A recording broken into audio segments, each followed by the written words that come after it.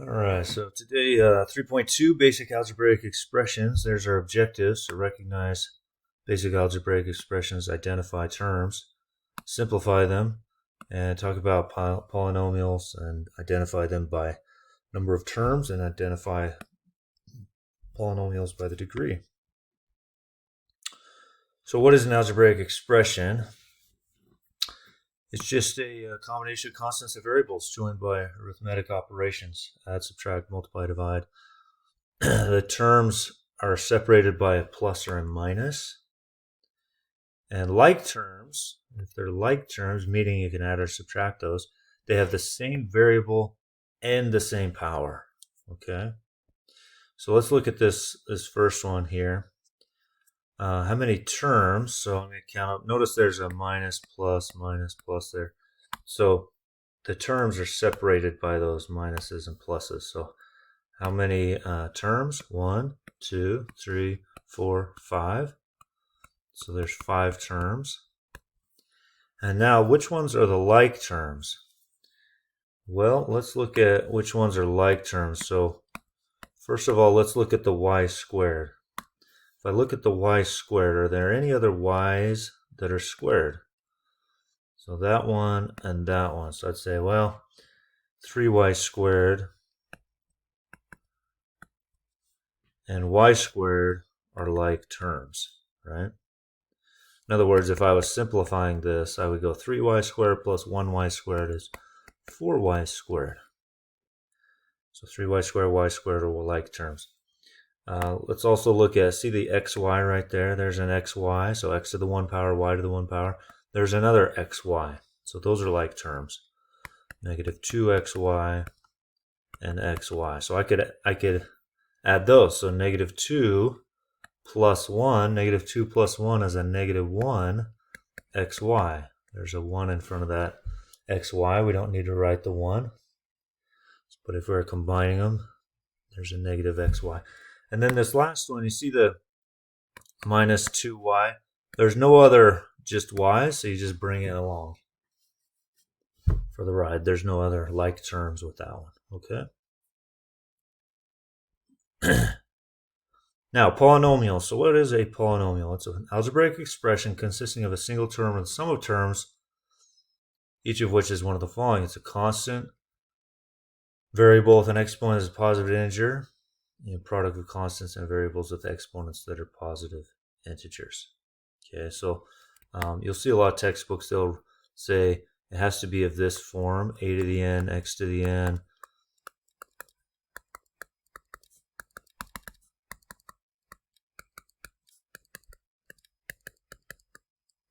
So the a subscripts, the an, a sub n minus 1, those are coefficients. Those have to be like terms in front. Okay, those got to be, those got to be real numbers.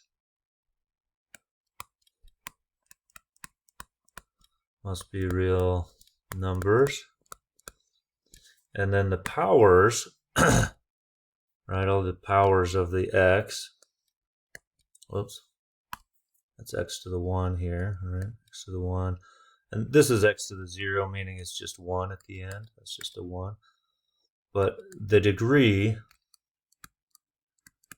must be a whole number. Well, a whole number is, so the degree 0, 1, 2, 3, That's got to be the degree. Okay? So let's look at this first one here. It's there's only one term, 9x. 9x is the term. So one term, it's a monomial. In other words, it's a polynomial with one term. But if it's one term, we call it monomial 1.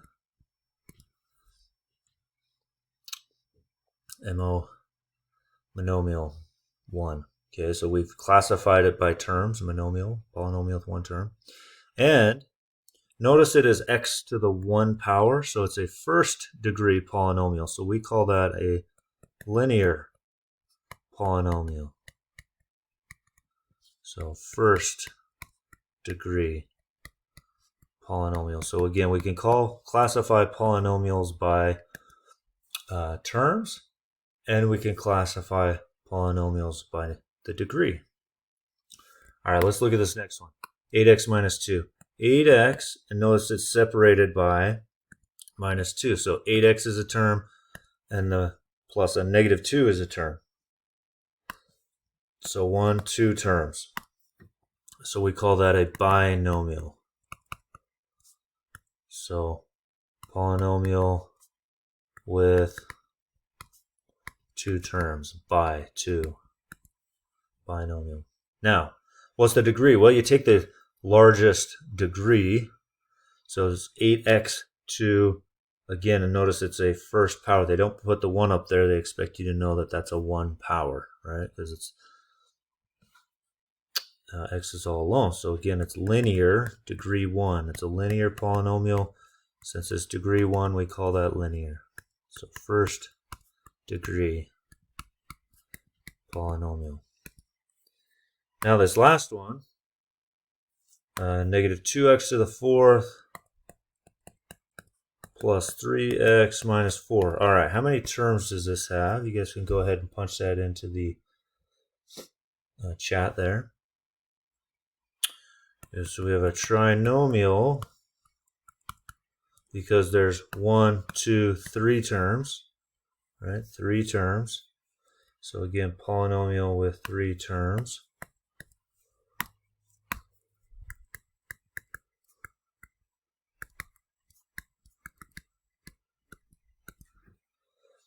And then the degree, well, the largest degree is a 4th. So we just call this a 4th degree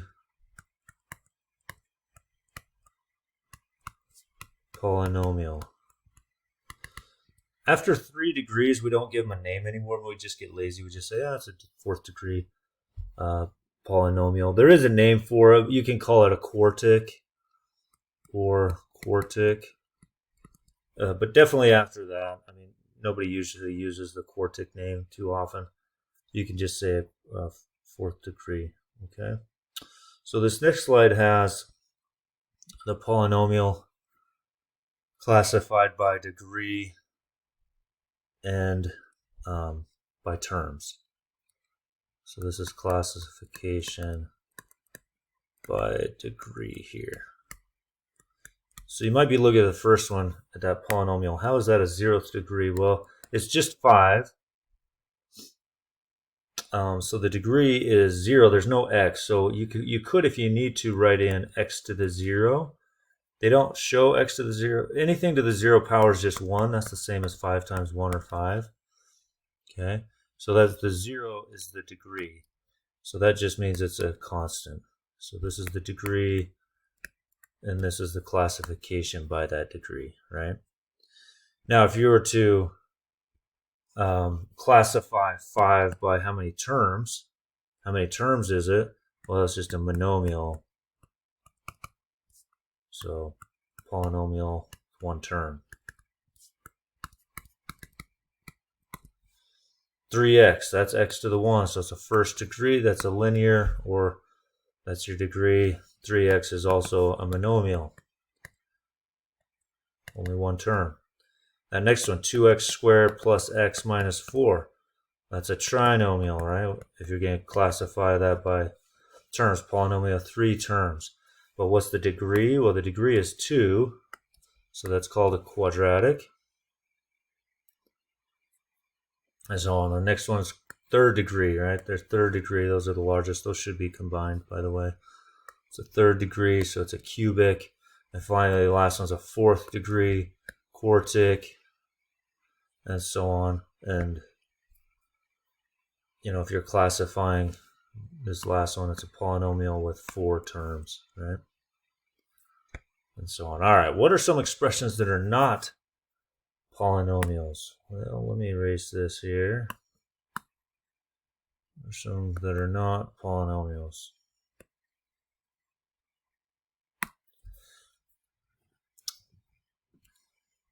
About 3x to the negative 2 plus x minus 1. See how this degree is a negative? This is not a polynomial. You got to have polynomial. Can't have a negative, no negative degrees.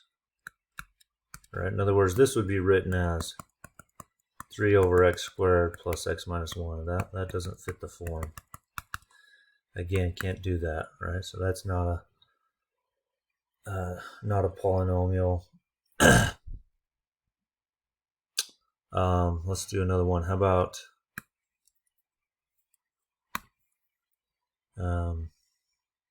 5x to the pi minus 7.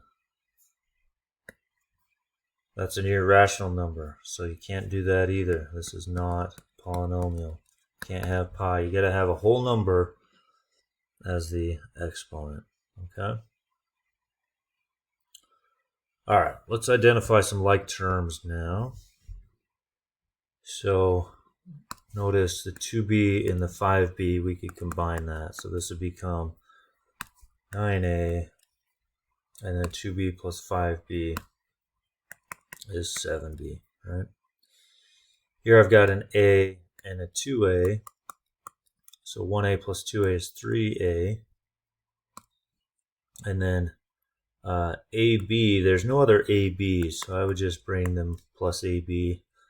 And then minus 3b. Well, there's no other b's. So the only like terms are a and 2a. Do that next one, 6r. Is there any other r's? Looks like that's a loner. No other just r's. Now let's look at BR. Here's a BR, minus a 1, minus a 5. So minus 1 minus 5 is minus 6 BR. So these are the only like terms. And then you just have a plus r squared at the end. So again, like terms are the only ones that you can combine.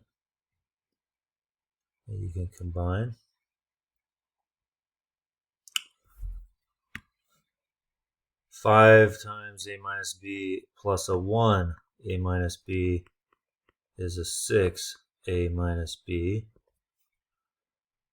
And really I would distribute that next. But let's keep going with the rest of it and then we'll distribute that. Minus 3a, no other a's, plus 7b. Okay, let's distribute that now. So 6a minus 6b minus 3a plus 7b. 6a minus 3a, 6 minus 3 is a 3a, minus 6b plus 7, it's plus 1b.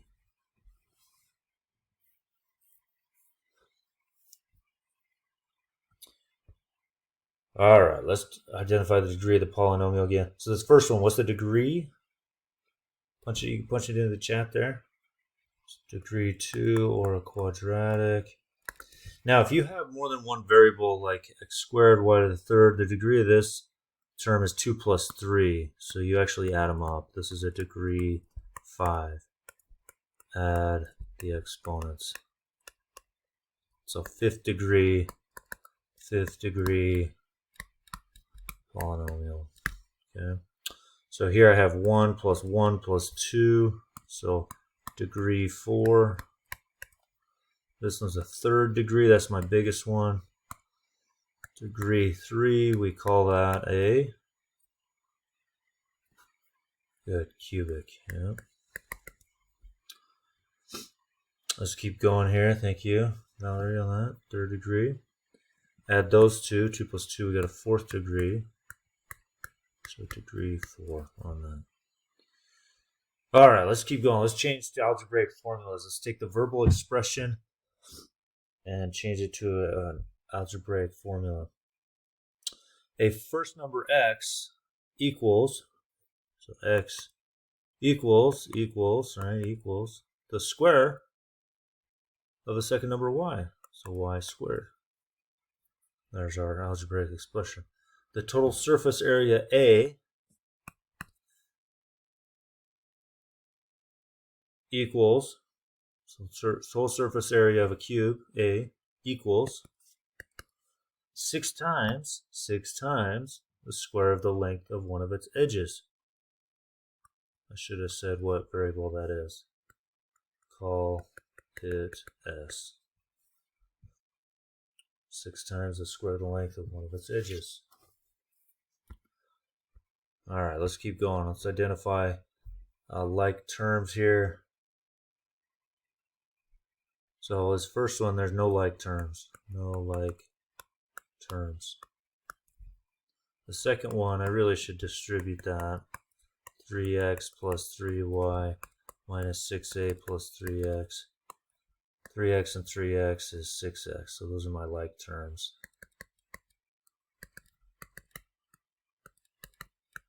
So 3x and 3x. Here, at the beginning, if you consider it at the beginning, those are like terms, right? But again, I would distribute those. But 6x minus y minus 3x minus y, 6 minus 3 is 3 of these x minus y's. And then I'm going to distribute. And combine. Minus 3 plus 1 is a minus 2y.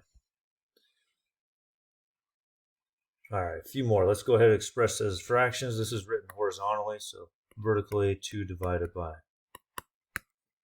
3x squared minus 2x plus 5 divided by x plus 2. And let's finally evaluate these. So you have this formula p equals n times p minus c, and they give us n is 8, p is 250, minus c was 140. So what does capital P equal? Well, 250 minus 140 is 110. And finally,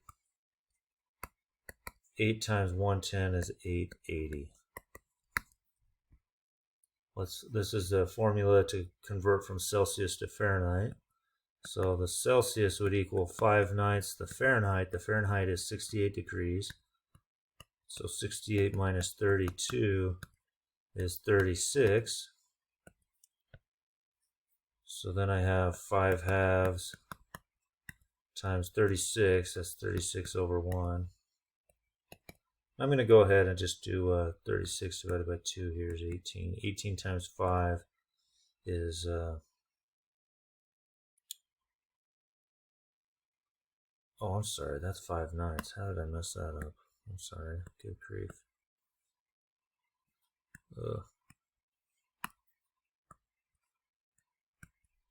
Sorry about that. 36 over 9 is 4. So the 5 times 4 is 20 all over 1. So 68 degrees Fahrenheit is the same as 20 degrees Celsius with that conversion. Celsius to Fahrenheit. All right. Thanks you guys for watching. See you next time.